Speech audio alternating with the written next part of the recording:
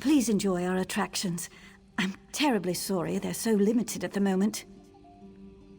I convinced my performers to come here, to spread high elf culture in these lands. Bring a little piece of Somerset to Grahtwood, you see? But the train bugs are sick, our magician supplies are missing, and our storytellers' stories fell flat. None of us know the area well enough to resolve these matters. Now we're a carnival, with nothing but a fortune teller. Huzzah! I'd gladly pay the coin provided by the Somerset Cultural Expansion Council to anyone who would help us put on the show. My performers can best explain their setbacks. Connor is our bug trainer, Norian, our storyteller, and Vindare the Magnificent is, well, she's magnificent. I have to describe her that way. It's in her contract. Look at them. Limbs so sluggish and carapaces dreadfully dull. When you've raised the shocks since they were pupae, it gnaws at your heart to see them so listless. They're having trouble managing the local grass. So I've put them on an all-hay diet. And the climate. It's more humid than they're used to in Somerset. If I didn't know any better, I'd say they were homesick. When they were younger, I'd grind mud crab eyes into paste and give it to them as a treat. I think it would raise their spirits again. But nobody sells mud crab eyes. And I can't leave my shocks to fade away while I scour the coasts.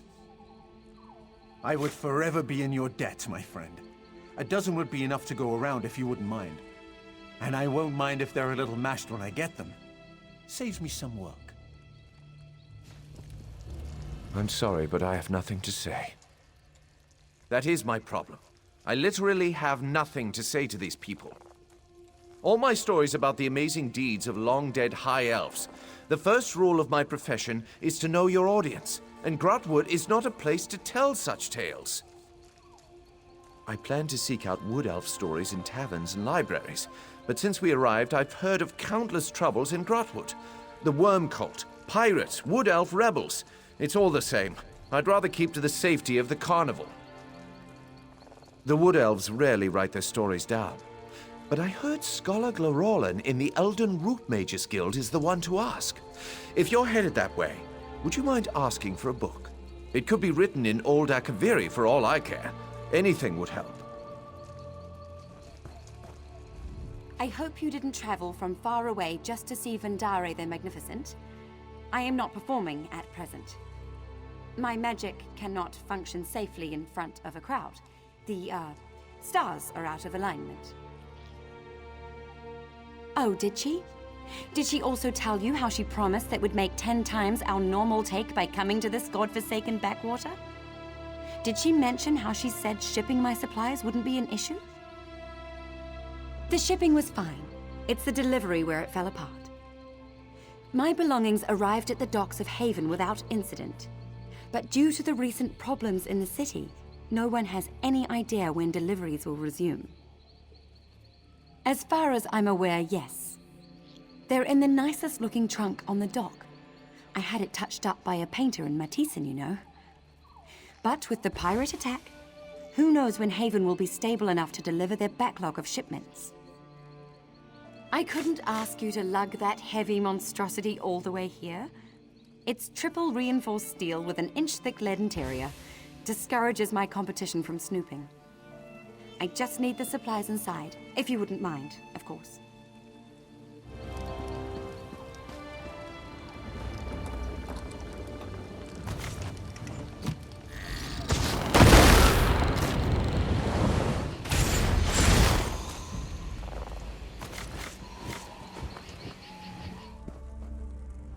Yes, how can I help you? My people mostly leave such matters to our spinners to share, rather than writing it down. I have something, but I can't imagine you'd want an Akaviri spy's writings on our heritage. A cultural infiltration document. Complete garbage. Really? You read Akaviri? Well, no matter. You're welcome to it. Let me see, I'll have a copy around here somewhere. A moment, please.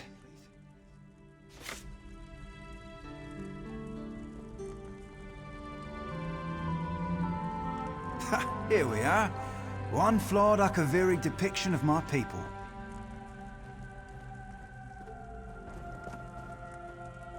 I hope you find it as amusing as I did.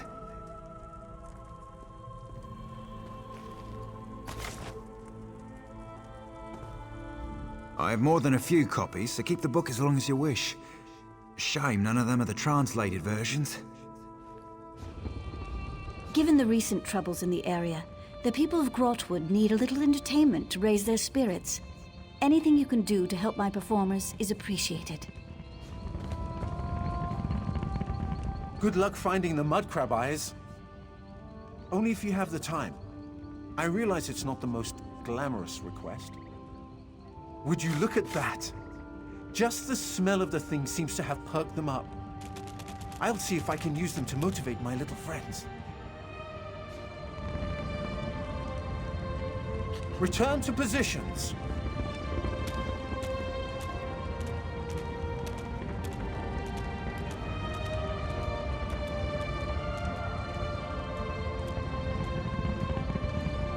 Around the world.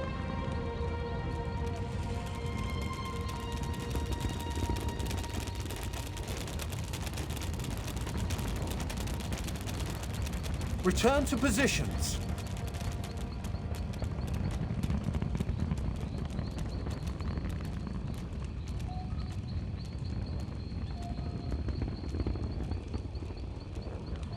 Show us your dwarf impression.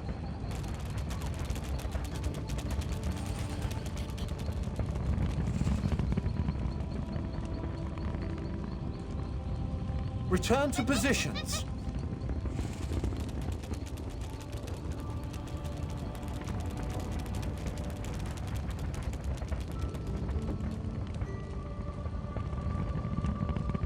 And now, my minions, surround the intruders.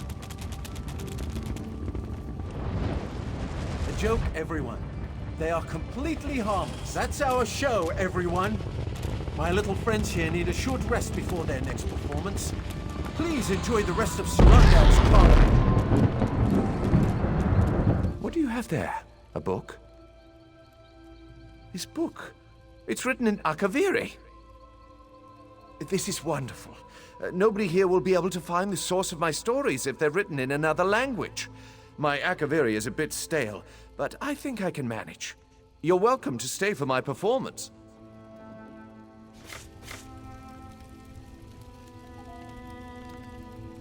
But the final strum drew forth a single tear from the Lord of Brutality's eye.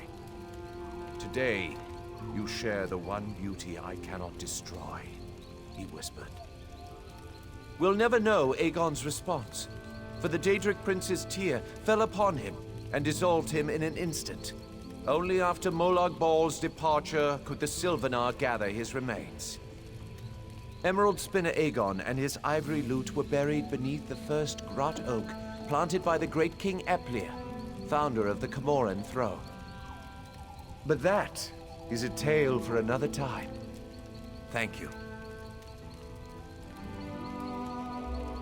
I'm certain everyone here knows of the great Eplir, first king of the Valenwood, founder of the Camoran dynasty. This tale is familiar to us all. Yet the tale of King Eplir's ascension is rarely told. His life began as a simple ox herd on the plains of Valen. You heard me, the plains. For back then, Tamriel was an endless sea of grass. One day, young Eplir encountered a merchant and her mother. Enchanted with the merchant's beauty, he asked how he might pursue her heart. When the trees choke the Valen plains, and the forest crowns you king, only then shall you hold my daughter's hand in marriage, grumbled the merchant's mother. Eplir thought a moment, nodded, and shook the mother's hand. Then he purchased every acorn in the merchant's possession. Eplir the oxherd traveled across the Valen plains. Where his oxen stopped to feed, he planted acorns in upturned soil. Everywhere he went, he planted. Grot oaks soon sprouted from the Valen plains. He collected their acorns, traveled, and planted once more. Soon the Valen plains became the Valenwood. The Spriggans thought Eplir a powerful wizard. Where he traveled, the Grot oaks grew. They sought him out and humbled themselves before him. "O great Eplir," they cried, "how can we thank one who has given us so much?" Eplir thought but a moment. "With a crown," he said. And so King Eplir won the hand of the merchant Camoran. The affection of the Spriggans would one day form the basis of the Green Pact. But that is a tale for another time. Thank you. And now, I'd like to present the secret history of the Red Pact. Every Wood Elf knows of the Green Pact made with Ifri. None may harm the forest or use its bounty for personal gain. Only meat may be consumed to survive. But few Wood Elves know of the deal struck before. Some say with Moloch Ball himself. Indeed, the Red Pact forbade the consumption of meat. It mandated the trees be cut down for homes, and fruit and vegetables alone sustain the Wood Elf people. Shocking, I know. But Moloch Ball wished to keep the Wood Elves weak and sickly by making them eat the very forest around them. Such is what the God of Schemes planned. A slow death brought to the heart of Ifre's power. But the God of the Forest was no fool. Approaching the dwindling, sickly Wood Elves and noting their grass-stained teeth, Ifre offered them a deal. They would make a new deal, a fresh green pact, and the forest itself would always defend them. And so the Wood Elves accepted Ifre's offer. The meat mandate defied Moloch Ball's Red Pact, as did the bone and leather used to build their homes. Moloch Ball's rage was great. He would repay the breaking of the Red Pact with the devouring of Gilvardel. But that is a tale for another time. Thank you. Do you have them? You have them, don't you?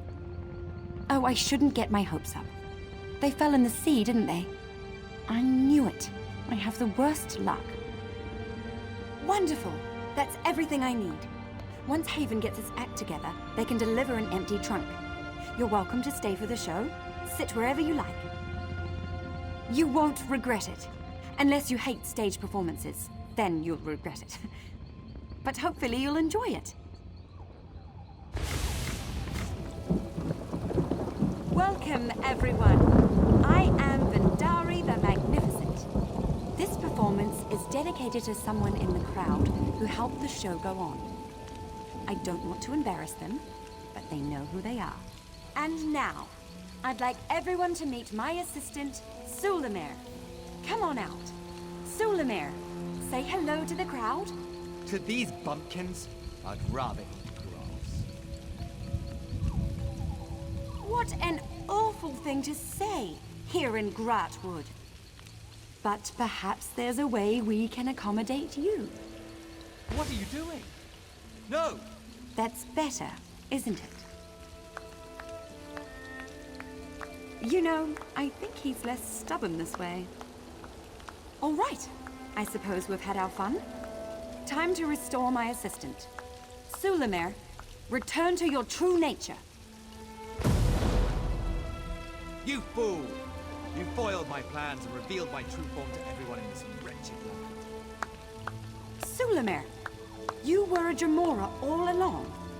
I won't allow you to harm these fine people. You think you can stop me? No! Release me! And now, for the rest of you. You forgot one thing, foul creature. What might that be? The people of Grahtwood are closely tied to the forest itself, and you cannot withstand the might of the Green Pact. This can't be happening. The Green Pact isn't real. It's real enough to kick you back into the pit from which you crawled. Everyone, bind your will to mine. Together we can banish him. No, not back to oblivion.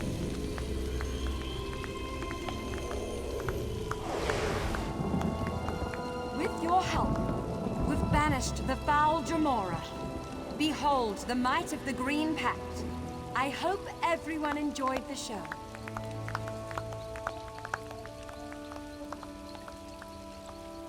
Would you look at that line? We're drawing more people than in Auradon. We'll perform our hearts out. The Wood Elves will see there's more to the Somerset Isles than stuffy politicians. Return anytime you wish. If there's enough call for it, we may have new performances to share.